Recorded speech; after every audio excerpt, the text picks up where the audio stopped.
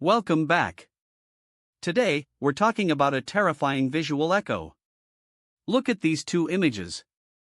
We're in Stalingrad, 1942. Miles of industrial ruins, a sniper waiting. Now look here. We're in Gaza, or perhaps Bakhmut, 2026. Concrete skyscrapers, satellites overhead, FPV drones buzzing.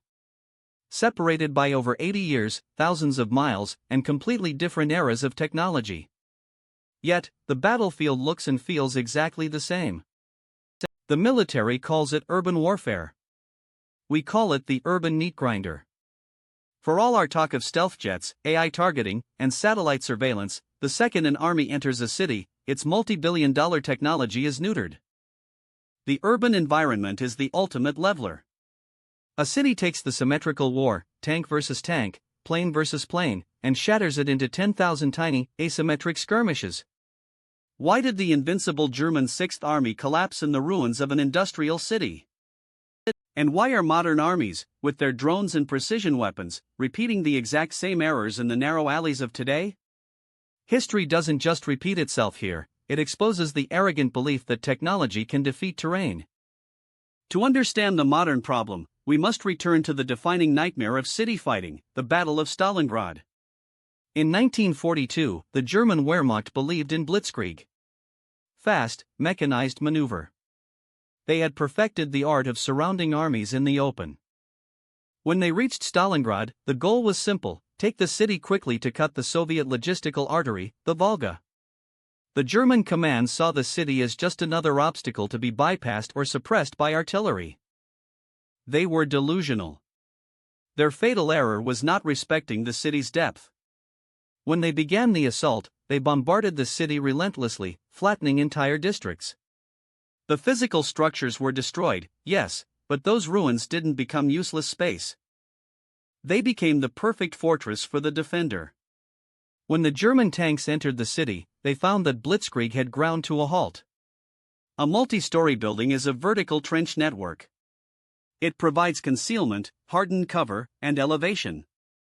It nullifies air supremacy. The Soviets quickly adopted hug the enemy tactics. They got so close that German artillery couldn't fire without hitting their own troops. The war became intimate. Every room was a battlefield. Soldiers fought from basement to roof, across stairwells, through collapsed floors, or down elevator shafts. This was the defining character of Stalingrad, the complete atomization of warfare.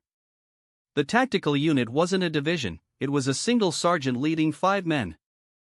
When the 6th Army was finally surrounded, their logic of maneuver war was useless. They were trapped in a vertical stalemate, and the city itself became their graveyard. Okay, you say. That was 1942. Old radios, piston engines, zero GPS. We are smarter now. We have microchips and satellites. We don't need to destroy the whole city to take it. Modern Western military doctrine is built on this very arrogance. After Desert Storm, we fell in love with precision. We believed that the proper application of GPS-guided munitions, thermal imaging, and electronic warfare could solve the city problem surgically. But precision only works if you have precise, real-time intelligence on every room of every building. In a complex city, that is impossible. A high-tech main battle tank costs $10 million. It can withstand a kinetic round from another tank, but a single $200 anti-tank missile fired from a third-story window into its weak roof armor will destroy it. It can't see the threat until it is too late. The expensive electronic suite is useless. The moment you enter the city, your expensive hardware becomes a bloated, clumsy liability. And that's before you even deal with the complexity of what's underneath the city. This is where modern armies are discovering that the rat war of Stalingrad has evolved into something far worse. If the surface of the city is a vertical trench, what lies beneath it is a nightmare that modern technology has yet to solve. In modern urban warfare, the city does not end at street level. It extends deep into the earth. We saw this in Vietnam with the Cu-Chi tunnels, but today, subterranean warfare has evolved into massive, fortified underground cities. Down here, your $100 million satellite network is blind. Your GPS doesn't work. Your encrypted radios lose signal. A thermal drone cannot see through 60 feet of solid concrete. The technological advantage of a superpower is completely stripped away, leaving only the most primal form of combat. To clear these tunnels, modern militaries are forced to send specialized infantry, modern tunnel rats, into dark, oxygen-deprived death traps rigged with explosives. It is slow, terrifying, and incredibly costly in human life. Even with robotic dogs and specialized drilling equipment, the math heavily favors the defender. It takes days and thousands of dollars to dig a tunnel, but it takes months and millions of dollars to safely map and clear it. The subterranean domain is the ultimate blind spot of modern warfare. Now, let's return to the surface. Let's say you avoid the tunnels. You decide to push an armored convoy down a main avenue. In 1942, you worried about a sniper in a window. Today, you have to worry about the very air you breathe. We live in the era of the urban panopticon. In a modern city, every civilian has a smartphone. Every intersection has a traffic camera. The moment your convoy rolls in, it is filmed, uploaded, and geolocated by open-source intelligence within seconds. You are fighting in a fishbowl. And waiting for you in that fishbowl isn't just a guy with an RPG. It's a swarm. The urban canyon, the space between skyscrapers, is the perfect hunting ground for FPV drones. These $500 pieces of plastic can fly through windows, down stairwells, and into the open hatches of armored vehicles. They use the buildings to block their radio signals from your electronic warfare jammers. By the time you hear the buzz, it's too late. The buildings that were supposed to protect you from artillery are now funneling deadly, AI-assisted drones right to your doorstep. All of this leads to a brutal economic reality that defense contractors don't want to talk about: the asymmetry of rubble. Destroying a city is expensive.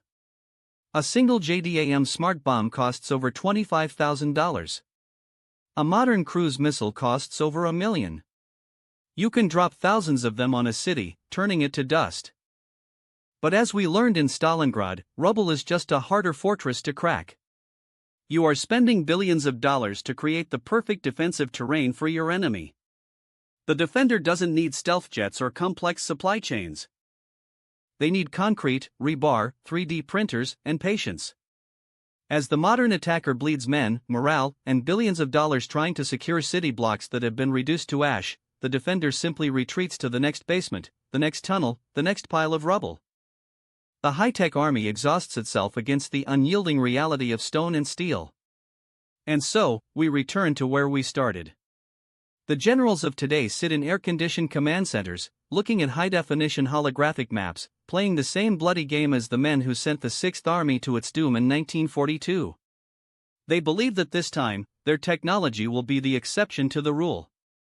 But the city doesn't care about your GPS. The city doesn't care about your stealth coding. The city is the great equalizer. It takes the most sophisticated killing machines ever invented by man, and traps them in a brutal, knife-fight range brawl where the only things that matter are grit, blood, and who has the most ammunition left in the basement. If superpowers want to survive the wars of the 21st century, they must learn to fear the concrete jungle. Because right now, they are walking blindfolded into the exact same meat grinder. What are your thoughts? Is there any technological solution to urban warfare, or is the city truly unconquerable without destroying it entirely? Leave your analysis in the comments below. If you enjoyed this episode, hit the like button and make sure to subscribe. In our next episode, we will look at how the sky itself has been weaponized, and how a toy changed the rules of war forever. Stay tuned.